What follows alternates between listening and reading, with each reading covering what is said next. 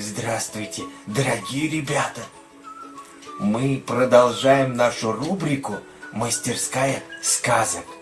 И сегодня вместе с нашим мастером Габидуллиной Лейсан изготовим театральную маску.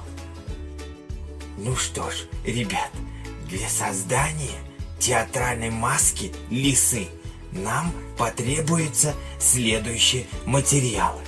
Итак, вот они, все тут лежат. Вот черный фетр, белый фетр, оранжевый, белевая резинка, вот такая вот игольница с иголками-булавочками, затем лист бумаги формата А4, карандаш, ножницы, нитки и линейка. Ну что ж, приступим, мои хорошие. Вот так вот, ребята. Сейчас наша мастерица, так же как и наши театральные художники, рисует эскиз будущей маски. Наш трафарет готов. Сейчас мы его будем накладывать на белый фетр и вырезать общий большой контур. Итак, ребята, вот наша мастерица сейчас обводит контур на белом фетре. И далее мы будем вырезать его. Вот наша мастерица вырезает основной контур. Так сказать, главную часть маски.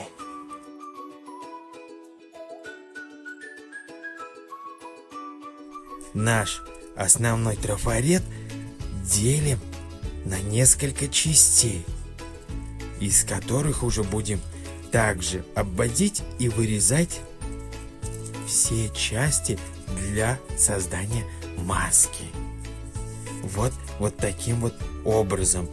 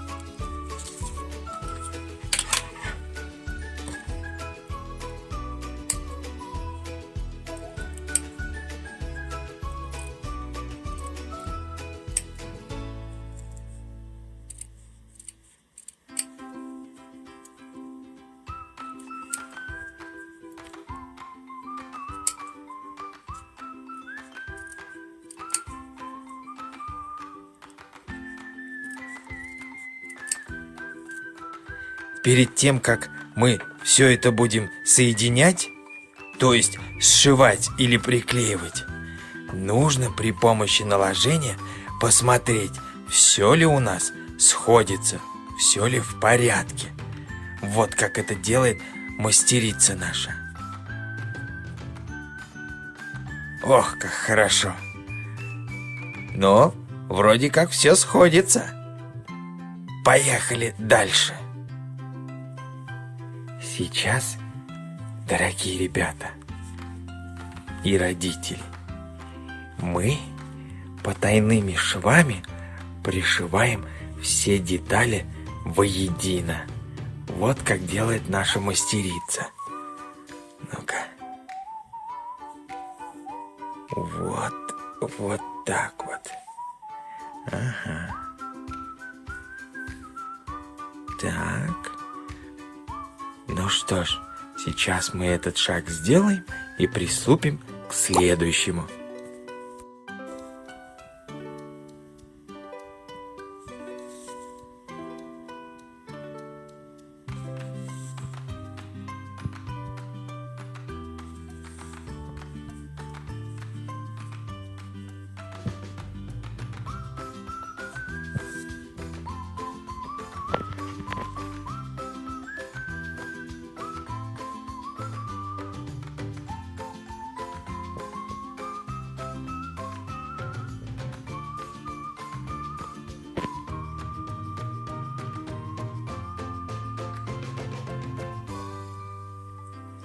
Ну что ж, дорогие ребята, вот руками нашего мастера была создана такая вот прекрасная маска.